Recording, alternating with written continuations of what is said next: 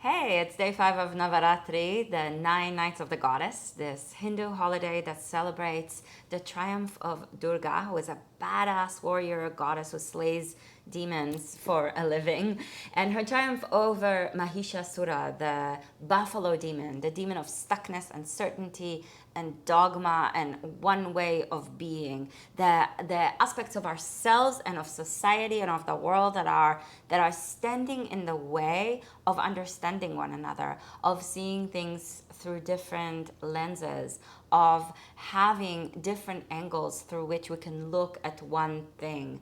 And one of the great aspects of the goddess is that she has many aspects. And for me, in a way, Navaratri is exactly that, because it allows us to explore the stories, different stories of Durga as different forms of her beingness. She is Kali, the darkness of the universe, the womb of creation, the dissolution of everything, which gives rise to everything.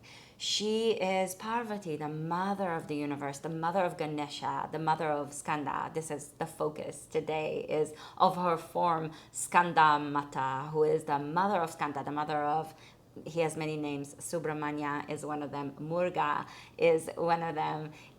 And he is this great warrior deity who is kind of not in the mood for war at all. He's moody because he inherited the armies and he doesn't want to be fighting. He doesn't want war. So he, in a way, continues his mother's journey of being the goddess of ambiguity, being the goddess of complexity, being the goddess that shows up with 8 arms. Skandamata only has 4, but Durga, as Durga, has 8 arms. And she's the invitation to invent and reinvent and try new ways and kind of trick the system a little bit and mess with the status quo so that we can continue to do what the universe is doing. She is the power of the universe, to continue to find and forge and cultivate new ways and new forms. Durga is also she's Kali and she's Parvati, and in Navaratri she breaks down into 9 forms that also are expressions of 3 forms. So the first 3 nights, and I'm purposely kind of bringing this complexity into the conversation of today because I think that this is an important aspect of this holiday and an important aspect of this goddess, and a really helpful concept or set of concepts to dive into and explore and contemplate and consider and converse with in this day and age. So the first 3 nights of Navaratri is her Kali ways. It's her darkness, it's her ferocity, it's her fierceness, it's that primal urge to protect. It's the primordial power of the universe to become. And how does it become? It becomes through entropy. It finds its way into being through falling apart, through chaos. The universe comes into cohesion in some forms through the breaking down and the breaking apart of other forms.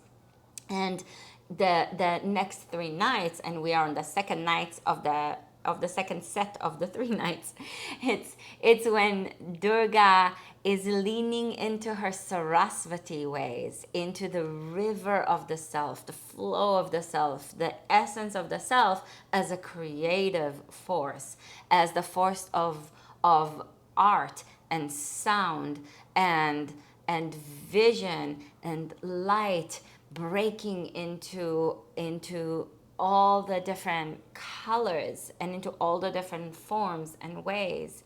She is the goddess of language and of poetry, right? So she is the artistic way of bringing order from the chaos, through the chaos, and into form. She brings light from the darkness so that we can see new possibilities, new ways. And then the last set, the last 3 nights is when Durga leans into her Lakshmi ways, into her Shri, her auspicious ways, into her abundance and beauty ways. But today's goddess is Skandamata, the mother of Skanda, who is the brother of Ganesha, and she has 4 arms, and she sits on a lion. So she sits on her vehicle is her wildness, that is also her regalness, right? Because the lion is both a wild animal, a ferocious animal, but also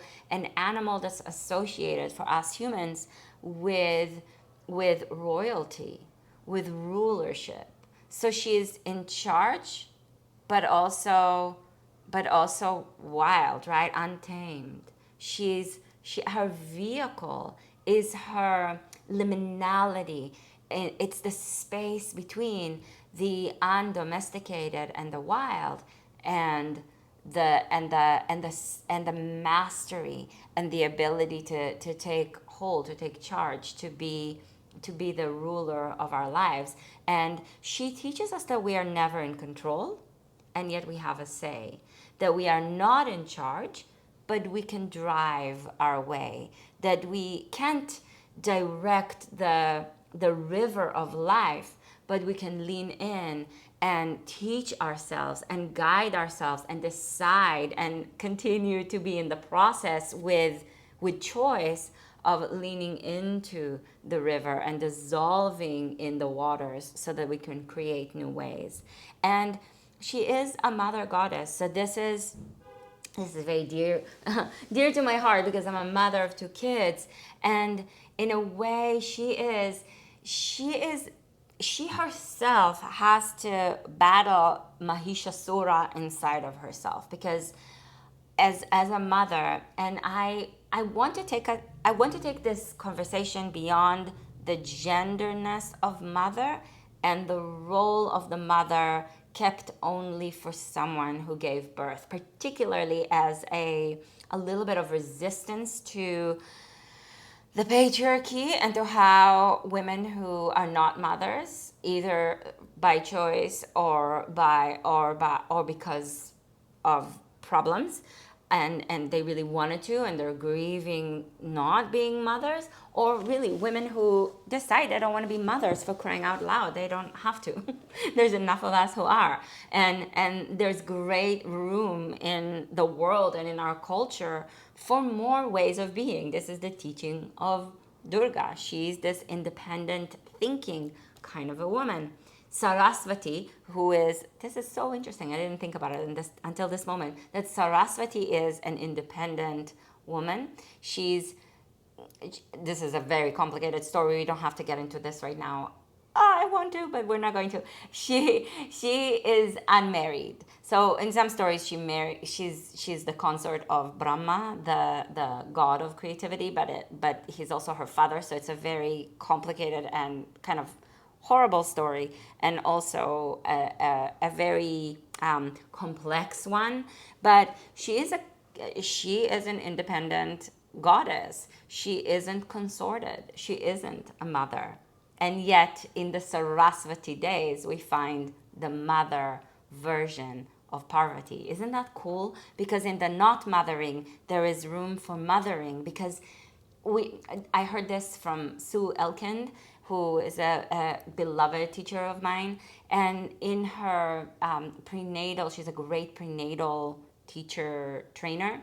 And in her prenatal teacher training, she says something, I heard her say something, and I'm probably paraphrasing. We all are mothers to something. So we don't have to give birth in order to be nurturer. And the goddess of art and language and creativity is the invitation to nurture not a child that comes through our body, but a being, a project that comes through our creative way, not on that physical level, but in that intellectual level and in that spiritual level of bringing an art form into the world. So see, we have this great ability to to weave together a net of complexity as who we are with all these goddesses, with all these different forms. And so this is the invitation to lean into our capacity to nourish and nurture something more than ourselves, and to repattern and reparent our own self as well. So Skanda is, as I mentioned in the beginning, and I liked, it's not that I liked it, it's just how my mind works in all these different ways, all these different things come through at the same time. But Skanda is the deity of war, and he holds a spear. That's his weapon. He holds a spear that is, the tip of it faces up. So he's not in a threatening position. He's not facing it out. He's facing it up. A reminder that he has this great power, but he doesn't want to use it. He is the warrior that doesn't want to be in the war. He's the commander of the army that does not want to be in the war zone, on the battlefield, for himself, for his loved ones, and for the other side. So we need Skanda right now in the world, because I do really think that a great warrior is one that doesn't want to be there. And that's, in some ways, for me, and I just invite you to contemplate it. It's not at all the truth. It's just an interpretation. But that's the difference between a warrior and a soldier, in a way, because the soldier has to follow the order, but a warrior takes the stance for something greater than themselves, which means complexity. Because especially right now in the war that's going on in the Middle East, it is really complicated. It really is complex. Day 5 of Navaratri falls on October 7th. It's a year since that day. And a year of horrible pain for both sides, for all sides. There's more than two. And so the battle is happening inside, the battle is happening in the world, the war and the fighting is happening on many levels. And the invitation of Skandamata, this great mother of the war deity, is to turn the spear upward. Yes, we might have to fight. We might have to fight, and that's horrible, but we don't want to. And the other secret of the spear is that the tip of it it's like a flame, and that flame is the sister, the feminine sister of Skanda, of Subramanya, of Murga. He has so many different names. I love him so much. He hides in the reeds.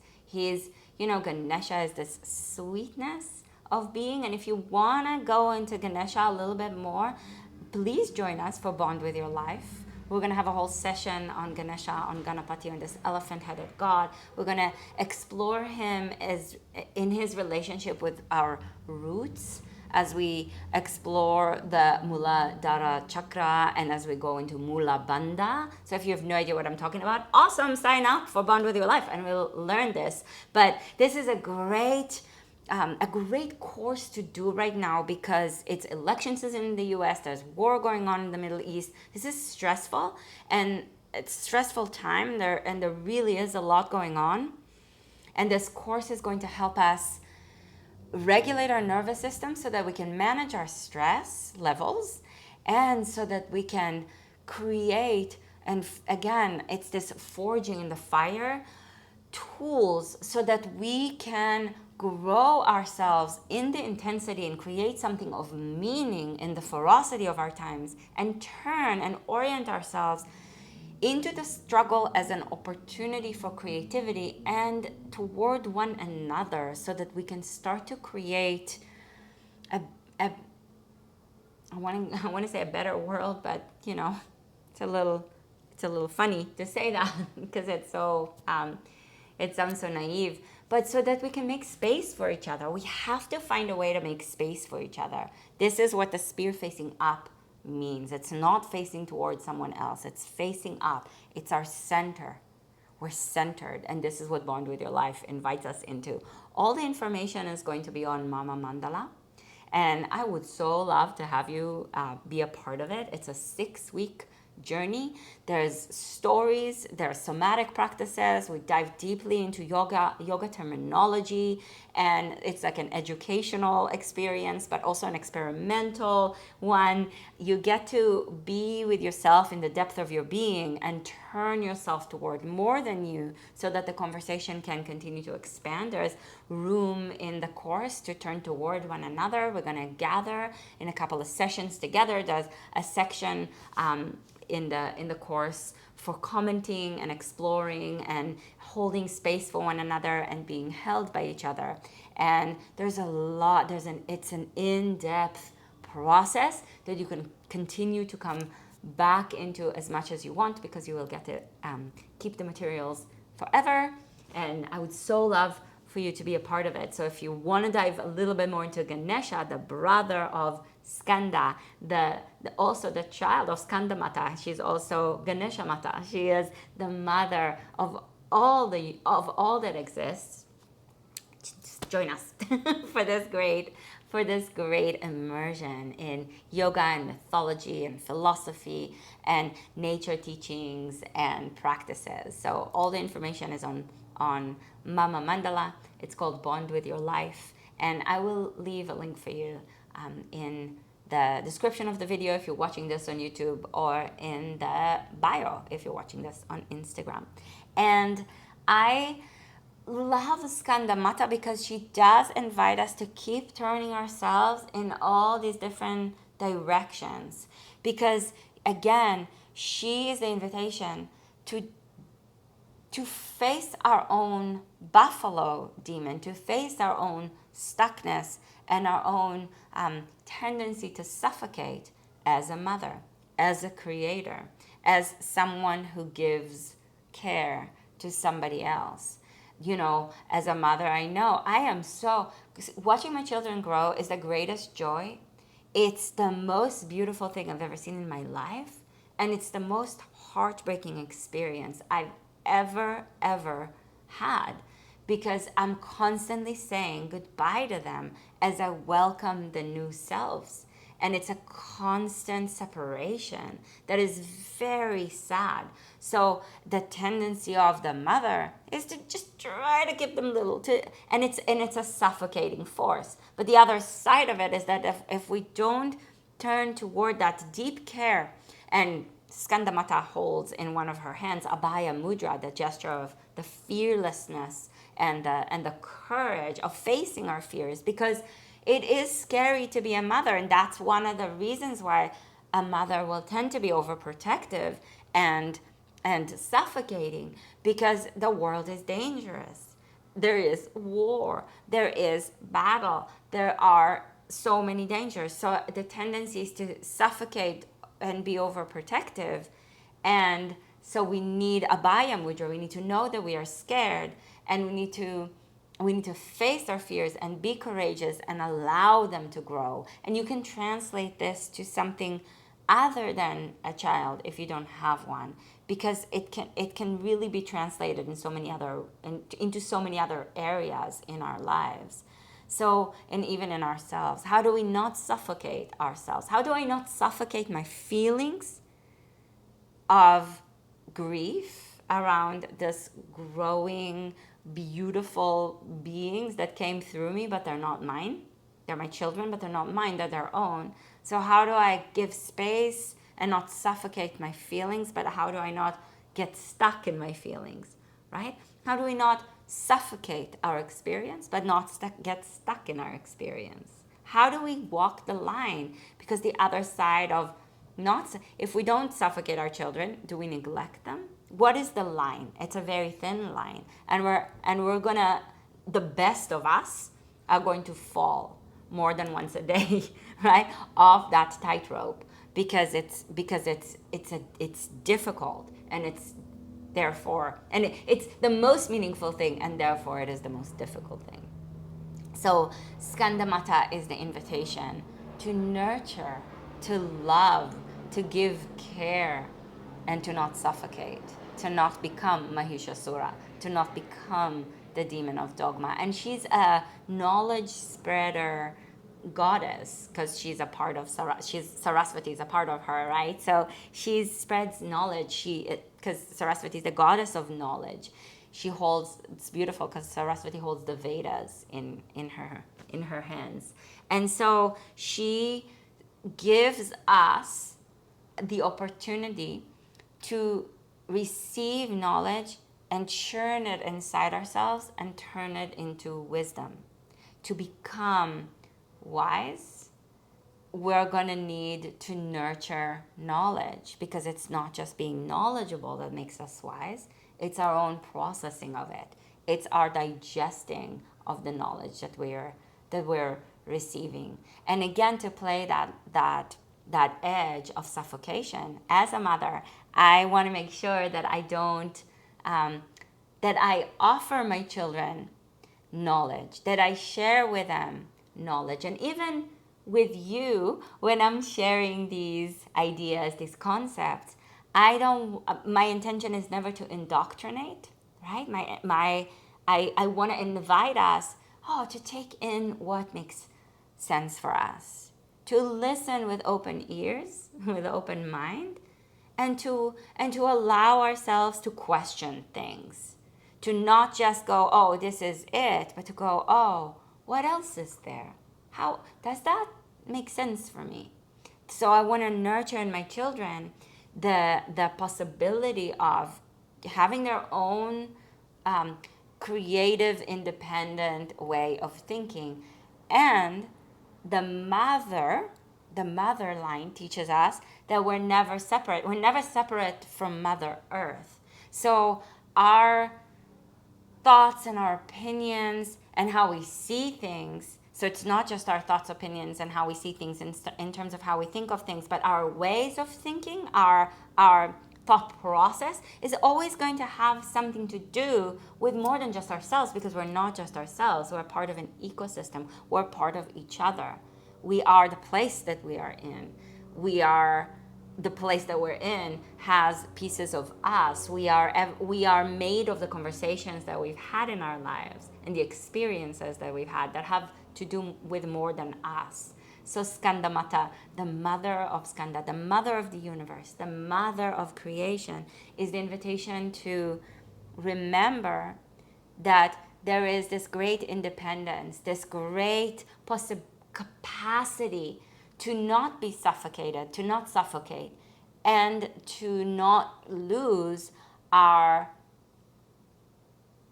continuous relationality and our interconnectedness, because we can never lose it, but we can be severed from our recognition of it and our remembrance of it. So it's all tightropes to walk. It's all places to explore opposites. Really, I feel like Durga is the invitation to explore the opposites, because the paradox is what makes something true. Something is never true if it's just itself. Something is deeply true when it is itself and its opposite held within it, yin and yang style.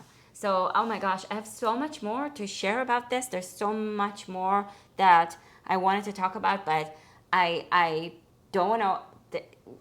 We have a short time. This was a long talk, but this is it. We're going to dive into a little bit of to evoke Skandamata inside of us and around us through mantra and mudra. One more thing, because the mudra that we're going to do, we're going to play with Abhaya, and we're going to take it into Padma. Padma is lotus, because she is seated on a lion, but sometimes also seen seated on a lotus. And she holds a lotus, two lotuses, one in each of her two hands, and in the other two hands, one she holds Skanda as a baby, and the other she holds Abhaya Mudra. So the lotus grows in the mud. So when she holds the lotuses, she is the mud, she's the soil, she's the nourishment, she's the mother of the lotuses. And the mother of our growth includes in it darkness and includes in it the richness of every experience that we had, all mixed together in the soil and in the difficulties and in the beauty. And she sits on the lotus because she is the lotus, because she's the expression of the lotus. She's the art form of the lotus. She's the beauty and the radiance of the lotus.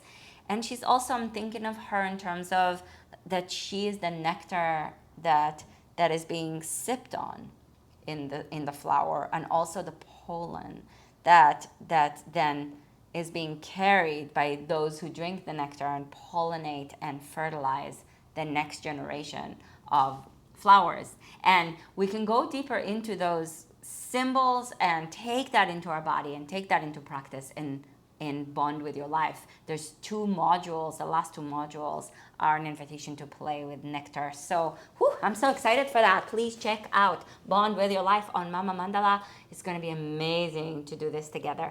So a little mantra, a little mudra. We're going to play with moving between Anjali into Padma, into Abhaya, and back into Padma and into Anjali, or something in between, some combination of how it goes. We'll see, because sometimes it moves how it wants to move. And the mantra is Om Devi Skandamataye Namaha.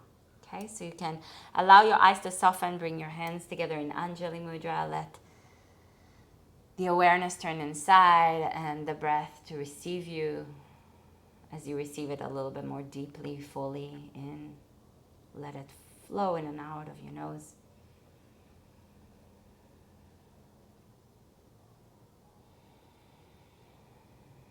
I like the Om and the Namaha to be chanted with Anjali Mudra. And then the movement will go to Padma, to Abhaya, back to Padma, and then back into Anjali, or however it works for you. Om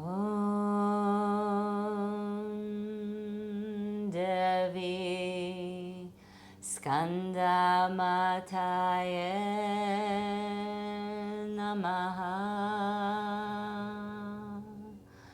Om Devi Skandamataye Namaha. Om Devi Skandamataye Namaha. Om Devi Skandamataye Namaha. Om Devi Skandamataye Namaha. Om Devi Skandamataye Namaha. Om Devi Skandamataye Namaha. Om Devi Skandamataye Namaha. Om Devi Skandamataye Namaha. Om Devi Skandamataye Namaha. Om Devi Skandamataye Namaha. Om Devi Skandamataye Namaha.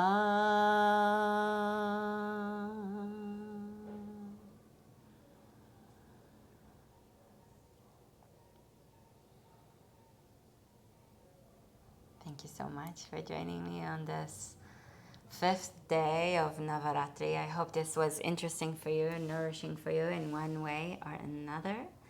And I cannot wait to connect with you a little bit more deeply and bond with your life. So join me there. Subscribe to this channel if you're not a subscriber yet. Put a like on this video if you like it. and subscribe to our newsletter over on mamamandala.com. Okay, I will see you soon, I hope. Mwah. Namaste.